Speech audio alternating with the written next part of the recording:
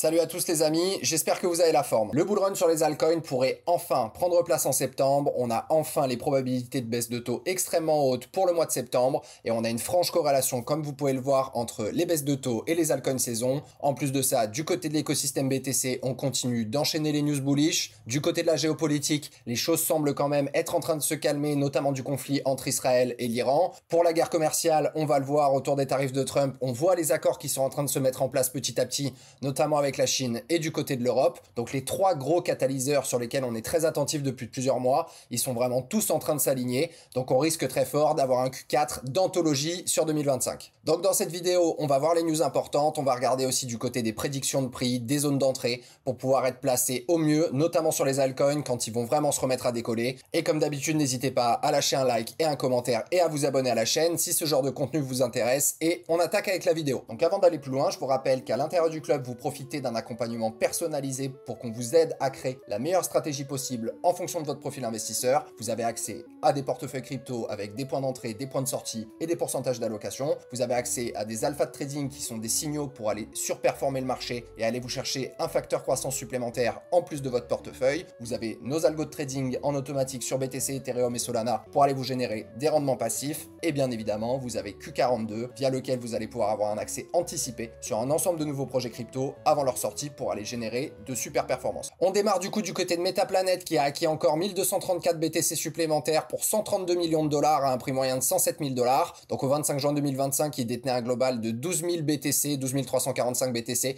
à un prix d'achat moyen de 97 000 dollars. Donc cette course à l'accumulation continue. Du côté de Bakkt Holding qui est coté en bourse, il déclare qu'il pourrait utiliser 1 milliard de dollars provenant d'une offre publique pour acheter toujours plus de Bitcoin. Autre nouvelle, du côté de Procap, d'Anthony Pompliano, ils ont acheté 3724 Bitcoin d'une valeur de 400 millions de dollars. Derrière, on a, grâce à son programme de minage lancé en 2020, le Bhoutan, qui a amassé quand même 1,3 milliard de dollars. Je ne sais pas si vous vous rendez compte, c'est pratiquement 40% du PIB du pays et il se classe désormais comme le troisième état détenteur de BTC dans le monde. Derrière, on a le parti au pouvoir en Inde qui envisage de créer une réserve de stratégique sur le BTC. On continue dans la lancée. Du côté des États-Unis, on a un responsable de la Maison Blanche qui a déclaré que le Bitcoin était l'or numérique et qu'il est dans les intérêts des États-Unis d'en accumuler autant que possible. On a ensuite un responsable de la Maison Blanche qui a aussi déclaré que le gouvernement américain est en train de travailler sur un plan d'accumulation pour acheter toujours plus de BTC.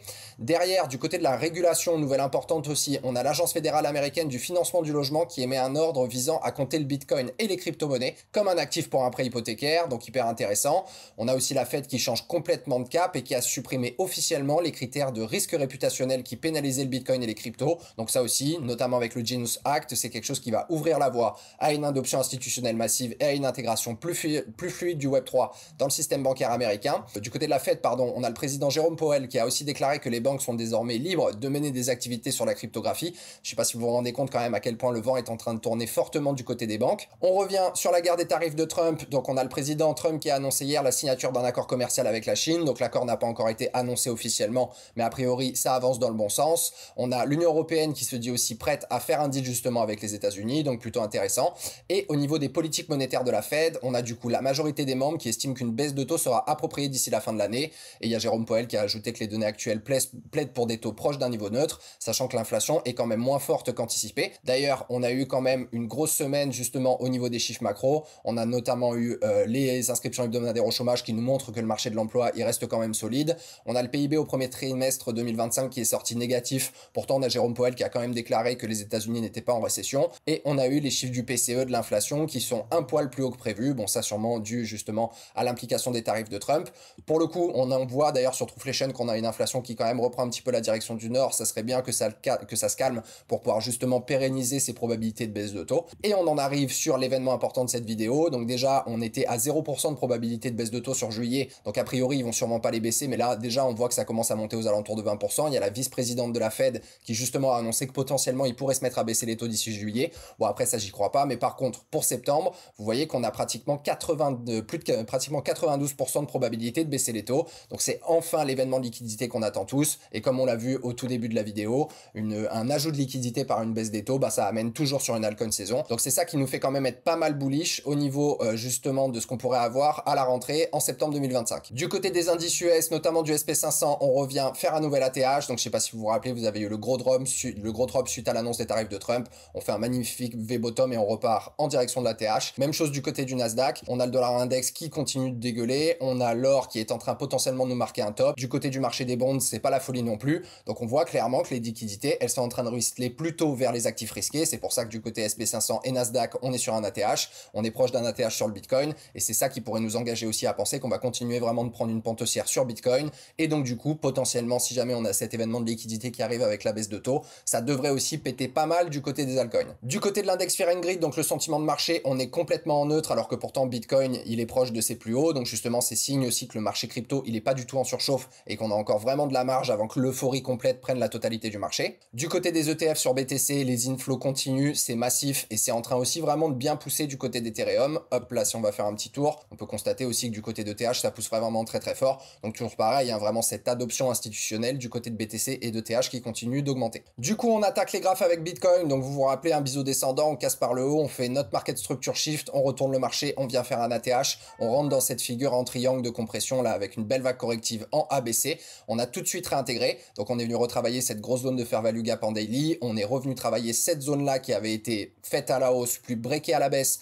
On avait fini cette deuxième jambe corrective là de la B à la C. Et là, on est en train potentiellement de retrouver résistance ici. Donc ce qui serait vraiment intéressant, on va revenir juste au niveau du plus court terme. Là, ce qui serait vraiment intéressant, ça serait justement qu'on arrive à s'affranchir de cette zone de fair value gap, que potentiellement on éclate la borne haute de ce triangle de compression, qu'on vienne pourquoi pas faire pullback avant de repartir à la hausse. Par contre, si jamais on se fait encore rejeter par cette zone de fair value gap, ce qui est important, ce sera de tenir ce haut, enfin ce bas, pardon, de faire un bas plus haut que le précédent pour continuer justement de maintenir potentiellement une dynamique haussière. Par contre, si jamais on voit qu'on commence vraiment à casser le triangle de compression à la baisse et qu'on vient vraiment revisiter, enfin casser ce dernier plus bas, bah là il y a de fortes chances qu'on redescende un petit peu plus bas. Potentiellement là, si on revient du côté du daily au niveau du retracement de Fibo, voir un peu où est-ce qu'on en est. On est venu toucher les 0,382. Si jamais on a le mauvais scénario, c'est-à-dire de casser le triangle de compression à la baisse, de casser le dernier plus bas, bah là on pourrait revenir visiter au moins le support des 50% de Fibo sur le retracement de toute sa première jambe haussière. Il y a une grosse zone de liquidité ici quand même, hein, au niveau des 93 000 $. Là il y a pas mal de liquidités qui doivent être là en dessous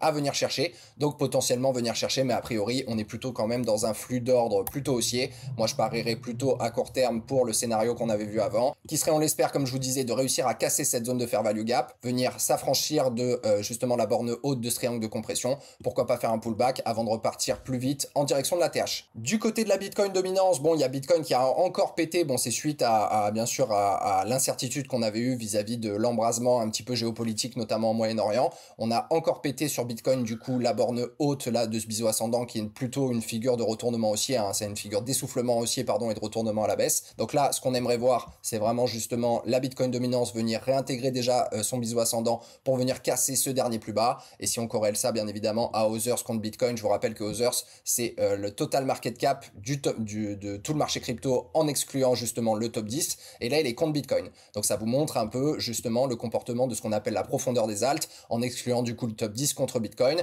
Et vous pouvez constater que la dernière fois qu'on a eu ce type de figure, ce type de pattern là en biseau descendant, on l'a cassé par le haut. C'était au moment de la fameuse altcoin saison de 2021. Là, on est rentré justement aussi dans un peu le même pattern de compression. On est revenu quand même sur une zone support très long terme. On est justement sur la borne basse de ce biseau descendant. Au niveau du RSI, ce qui est particulièrement intéressant, c'est que si vous regardez, on a eu toujours des trendlines de compression. Quand on les a cassés, comme ici, on est reparti à la hausse. Ici, même chose, on casse, on repart à la hausse. Donc là, a priori, on est aussi en train de finir justement cette compression. Et il y a aussi une énorme divergence qui est en train de se mettre en place parce que là, comme vous voyez, on a des points bas de plus en plus bas, alors que sur le RSI, on a vraiment un plateau qui fait office de support. Donc je pense qu'on arrive proche potentiellement d'une résolution. Donc déjà, dans un premier temps, venir chercher la borne haute et on espère casser pour derrière voir la fameuse altcoin saison partir. On verrait vraiment la Bitcoin dominance chuter à ce moment-là et ça pourrait quand même tout à fait correspondre avec la probabilité de baisse de taux qu'on avait vu plus tôt dans la vidéo du côté de septembre. Du côté d'Ethereum, donc qui est aussi un petit peu moins fort que Bitcoin, mais qui est quand même solide, hein, on est venu faire notre bottom, notre market structure shift. On a poussé jusqu'aux 2900 $.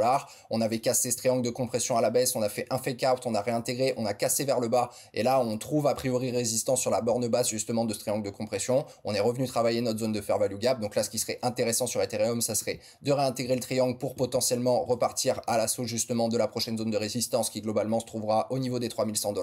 Ça reste bien évidemment comme d'habitude à corréler avec ce que fait BTC, sachant qu'on a quand même cassé une belle trendline baissière sur le RSI. On est toujours sous la ligne des 50. Donc pour le coup, si le BTC il continue vraiment de prendre cette pente haussière et qui reva en direction de la TH, on a très certainement le RSI sur Ethereum qui va recasser la ligne des 50. On va repartir dans un momentum haussier et on espère qu'on ira bien évidemment retrouver la direction direction du nord incessamment sous peu, sachant qu'au niveau du retracement de Fibo, si on regarde un petit peu ce mouvement, on est venu pile toucher la zone des 50, on a bien retravaillé cette zone de fair value gap, donc le bottom pourrait être posé et on espère qu'on va reprendre la direction du nord rapidement. On est un peu sur le même setup du côté de Solana, on est venu faire un petit bottom à 95 $, on fait notre market structure shift, on pousse en 5 temps, on fait un premier plus haut globalement aux 185 $, on trouve résistance, on vient faire une belle vague corrective en ABC, on avait fait une fair value gap qu'on n'a pas maintenue, on est revenu travailler justement la zone de rechargement de longue de tout ce précédent mouvement, donc a priori on est vraiment dans cette fractalité là, toujours pareil, de grande 1, grande 2 avant d'aller chercher une grande 3, donc là on voit en plus de ça qu'il est en train de reprendre un momentum quand même pas mal haussier, on a cassé aussi une belle trendline de compression sur le RSI, on a fait pullback, on retourne à l'assaut de la ligne des 50, donc je pense que si vraiment on casse la ligne des 50, pourquoi pas repartir vraiment dans un momentum plus haussier et être donc du coup bien dans cette grande vague 3, sachant qu'on a quand même des probabilités aussi de voir l'ETF Solana passer, on l'espère, dans les mois à venir, et ça on est assez persuadé que ça va relancer du coup une meme coin saison, et c'est pour ça qu'on a pas mal d'expositions meme coin dans le club, vous vous en doutez bien. Du côté de Tao, donc un petit bottom aux 180 $, market structure shift, on pousse en 5 temps, on arrive, on trouve résistance aux 490, on fait une belle vague corrective en ABC, on est revenu tout pile dans la zone de rechargement de longue justement de toute cette première jambe haussière, vague de correction, on est a priori reparti pour faire la grande 3, au niveau du RSI on est toujours sur cette belle trendline justement baissière, il semble qu'on arrive là au contact et qu'on ait peut-être envie de la casser, si jamais on casse et qu'on réintègre les 50, on sera reparti sur Tao et on aura du coup bien tenu cette fractalité de grande 1, retour en zone de rechargement de longue du coup de tout ce mouvement, avant de repartir pour une grande 3 et d'aller chercher des objectifs plus hauts. Même chose du côté de SUI, on fait un petit bottom au 1,70, on fait notre market structure shift, on pousse en 5 temps, on trouve résistance au 4,30 $, on fait une belle correction en ABC, on retourne bien dans la zone de rechargement de longue, donc j'espère que vous en avez profité ici pour racheter des bagues, franchement on est venu au 2,30 $, ça a commencé à être vraiment quand même intéressant pour acheter du SUI, on a comblé complètement ce premier gap, donc là tout a été comblé, donc on est prêt à mon sens pour repartir et pour avoir cette fractalité de grande 1, de grande 2 avant de reprendre la direction du nord et d'entamer une grande 3. Au niveau justement du volume, bon c'est un petit peu baissier, mais globalement voilà, ça reste quand même un bon petit rendement risque sur celui-là, on est quand même revenu dans des zones intéressantes, donc j'espère que vous avez pu en profiter pour recharger vos bagues. Du côté de Render, c'est pas mal lent, c'est pour ça que c'est encore une fois hyper important de bien choisir vos altcoins, hein, d'être vraiment sur ceux qui ont le plus de traction et le plus de momentum, parce que si on compare par exemple à un Tao, déjà on est revenu quand même beaucoup plus bas, Tao il a à peine effleuré sa zone de rechargement de longue, là on est vraiment pratiquement revenu au niveau justement de son double bottom, au niveau des 2,50 $, bon après on est toujours sur une fractalité haussière, hein, une grande 1, on l'espère, la fin d'une grande 2, avant de repartir pour une grande 3, au niveau du RSI on voit aussi qu'on était quand même sous une trendline de compression, on est en train de la casser, on va revenir au niveau de la zone des 50, on l'espère pour reprendre un momentum haussier, mais là pour le coup voilà, Render qui quand même galère beaucoup plus qu'un Tao ou qu'un SUI, et c'est à ce moment là que vous avez envie vraiment d'être sur les gros gagnants et ceux qui ont le plus de momentum. Du côté d'Avax, c'est un peu la même chose que sur Render, c'est quand même très lent, on est venu aux 15 $, on fait notre market structure shift, on pousse en 5 temps, on arrive au 26, on fait une grosse correction en ABC, on explose la zone de rechargement de longue, là on semble être en train de reprendre un momentum haussier, on est toujours sous trendline baissière au niveau du RSI, sous la ligne des 50, donc voilà, le but là c'est de casser la trendline, venir reprendre les 50, reprendre un momentum haussier, et on espère qu'on aura du coup une grande vague 3 qui va être en train de se dessiner. Alors dans les commentaires vous m'avez demandé d'analyser Virtual, d'ailleurs n'hésitez pas si vous voulez que j'analyse une crypto, vous pouvez me dropper le nom en commentaire et je choisirai la crypto qui a été le plus citée. Donc pour le coup sur Virtual, donc qui est une plateforme qui sert à créer des agents IA, donc globalement on est venu faire un bottom au 0,4, on fait notre market structure shift, on pousse en 5 temps, on arrive au 2,60 $, ça a été quand même une belle perf. Et derrière on fait une belle vague corrective en ABC, on revient à peine effleurer notre zone de rechargement de longue si vous tirez votre bottom jusqu'au top, donc là c'était vraiment un prix hyper intéressant pour venir recharger justement du Virtual en vue, toujours pareil, d'être dans cette fractalité hop là de grande 1, grande 2 et grande 3 derrière. Donc là le bottom pourrait être posé, à voir, hein, il peut peut-être revenir en zone de rechargement de longue le Virtual, mais après on voit que si du côté du RSI on est quand même toujours sous trendline baissière, là ce qui serait bien ça serait de venir justement casser cette trendline, réintégrer la zone des 50, et là on sait qu'on serait relativement avec de relative certitude, toujours pareil en crypto, reparti dans un momentum plutôt haussier, et là on pourrait du coup voir arriver cette vague 3, et c'est à ce moment là qu'on pourra potentiellement commencer à la calculer des objectifs, mais globalement si jamais vous voulez commencer à avoir un peu des objectifs du côté du Virtual, si jamais on a fini notre grande vague 1, qu'on est au bas de notre 2, si jamais vous allez chercher du 1 pour 1, vous allez vous retrouver globalement au 3,50 $, si jamais la vague 3 elle pousse jusqu'au 1,618, on retrouvera au 4,89, et si jamais vraiment on a une très grosse vague 3, on pourra aller au 2,618 aux alentours de 7,14 $. Du côté du AAV qui avait montré un solide momentum, on avait fait un bottom à 115, on fait notre market structure shift, ça pousse en 5 temps, on arrive au 324, on trouve résistance, on rentre dans une correction a priori qui n'est pas finie en ABC, là vous voyez on avait créé une zone de fair value value gap qui est devenue zone de fair value gap inversée et qui maintenant fait office de résistance. Donc moi je pense que côté AAV, on n'a pas fini de descendre à mon avis. Je pense qu'on pourrait retourner en zone de rechargement de longue ici qui nous donnerait de la convergence aussi avec cette zone de fair value gap qui potentiellement reste à retravailler. Et l'objectif, ça serait potentiellement, si jamais vous avez envie de rentrer dans AAV, d'attendre vraiment une zone intéressante. Moi je pense que même une zone intéressante, ça pourrait être ici globalement sous les 150 $. Mais déjà, zone de rechargement de longue, pourquoi pas, pour prendre cette fractalité de grande 1, grande 2, grande 3. Sachant que si on regarde en plus de ça sur AAV, du côté du momentum, c'est quand même pas la folie. On a cassé la ligne des 50, on galère un petit peu à réintégrer, là on est en train de flotter dessus. Je pense que si jamais on recommence à casser à la baisse, on fera dans cette grande fractalité de grande 2 où on viendra chercher plus bas, pourquoi pas du coup cette zone de rechargement de longue. Du côté des AXBT, donc qui est pour nous une bonne exposition si vous avez envie de vous exposer à la narrative des agents IA, donc on a fait un petit bottom au 0,06, on a cassé, on fait notre market structure shift, on vient trouver résistance au 0,25, on fait une belle correction en ABC, on fait un retour en zone de rechargement de longue qui recommence à représenter des prix d'entrée sympas. Là a priori on a eu une petite poussée haussière avec un beau pic de volume.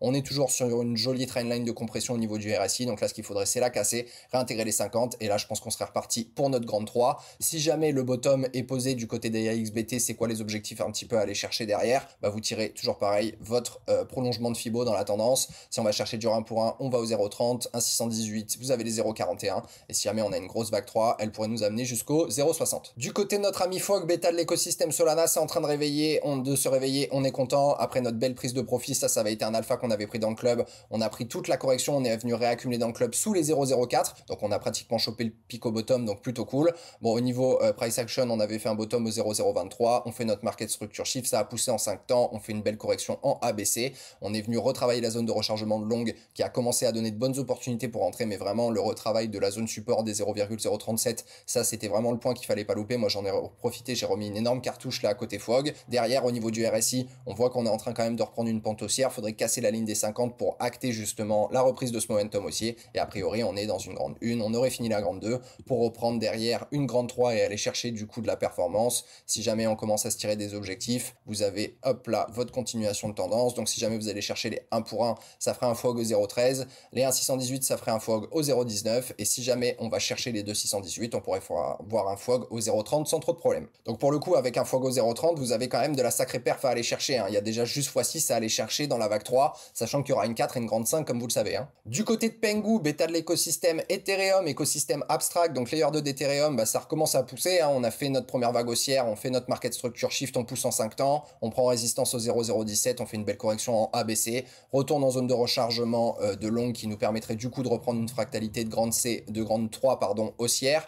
Nous on avait un prix d'entrée à 0,008 dans le club, donc plutôt cool, on a réussi à choper pratiquement le pic au bottom. Donc là il semble qu'on est en train de repartir. En plus de ça, il me semble qu'il y a Pengu qui a été listé sur Revolut, donc plutôt cool, ça amène toujours plus de visibilité sur ce coin. Nous c'est un truc sur lequel quand même on s'est créé une grosse conviction depuis un moment. Et là au niveau du RSI, vous voyez, on a recassé la ligne des 50, on est vraiment dans un momentum haussier, on a un volume qui recommence à être ascendant. Donc là c'est quoi les objectifs potentiellement à aller chercher du côté du Pengu? Vous tirez du coup le bas de votre 1, le haut de votre 1, vous venez jusqu'au bas de votre 2 et là vous allez chercher des 1 pour 1 au 0,22 qui correspondrait pas mal avec cette zone de résistance. Si ça pousse au 1,618 0,03, si on pousse jusqu'au 2,618 0,45, sachant que là ça commencerait aussi à redonner des belles perfs. Si jamais vous avez réussi à l'accumuler en zone de rechargement de longue, si on va pousser au 2,618, il y a un x5 à aller chercher sur la vague 3, donc plutôt cool. Du côté de Mog, toujours bêta de l'écosystème Ethereum, donc pareil, belle poussée. Ça a été aussi une bonne crypto sur laquelle on a pu rentrer relativement tôt dans le club. On fait notre market structure shift, on pousse en 5 temps, on arrive au 0,5014, on fait un beau retracement en ABC,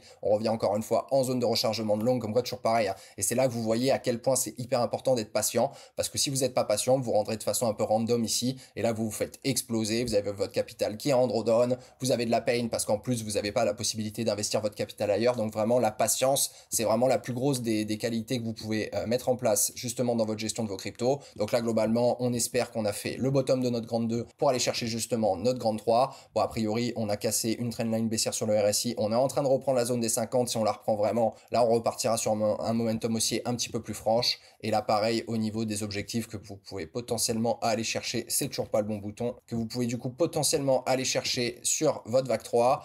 hop là, si vous êtes sur du 1 pour 1, on va au 0,5018. Si vous êtes sur du 1,618, on va au 0,5026. Et si jamais vous avez une grosse 23 en 2,618, on pourrait aller chercher tranquillement les 0,50385. Donc ça ferait quand même une jolie perf, hein, même si vous avez un prix d'entrée moyen là où on est aujourd'hui. Il y a 330% à aller chercher. Et si vous avez réussi à recharger en zone de rechargement de short, vous avez encore plus que ça à aller prendre. Du côté de notre ami WIF, bêta de l'écosystème Solana, cette fois aussi, on était sous trendline sur le RSI, on a cassé, on est en train de reprendre la ligne des 50, on est venu faire un bottom au 0,30, on fait notre market structure shift, on pousse en 5 temps, on revient pile retoucher la zone de rechargement de longue, encore une fois, comme quoi être patient, on est dans cette fractalité de grande 1, grande 2 pour repartir dans une grande 3. Quels sont les objectifs à aller potentiellement chercher du côté de notre ami WIF? Si vous êtes sur du 1 pour 1, on va chercher les 1,70, si vous êtes sur du 1,618, on va chercher les 2,40, et si vous êtes sur du 2,618, on pourra se retrouver au niveau des 3,50 incessamment sous peu. Donc aussi joli perf à aller chercher côté bêta de l'écosystème Solana. Et enfin, on finit avec notre ami le Popcat où on a fait un bottom au 0,12, on fait notre market structure shift, on pousse en 5 temps,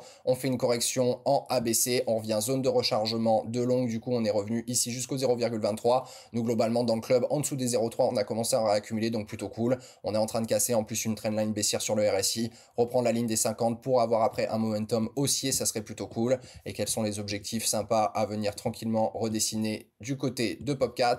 Vous avez les 1,618 au 1,11, vous avez les 2,618 au 1,64, sachant que bien évidemment à partir du moment où vous êtes dans le club, vous savez pas à vous prendre la tête parce que vous avez les portefeuilles avec les points d'entrée et les points de sortie. Voilà les amis, c'est tout pour moi. J'espère que cette vidéo vous a plu. Comme d'habitude, n'hésitez pas à vous abonner si vous voulez voir plus de contenu comme celui-ci. N'hésitez pas à liker la vidéo et à nous laisser un petit commentaire, particulièrement si vous voulez me donner la prochaine crypto que vous voulez que j'analyse. Je vous rappelle bien évidemment que tout ce qui a été dit dans cette vidéo n'étant un conseil en investissement, faites bien votre propre recherche et surtout n'investissez que ce que vous êtes prêt à perdre. Et le petit mot de la fin comme d'habitude, que les marchés nous soient le plus favorables possible.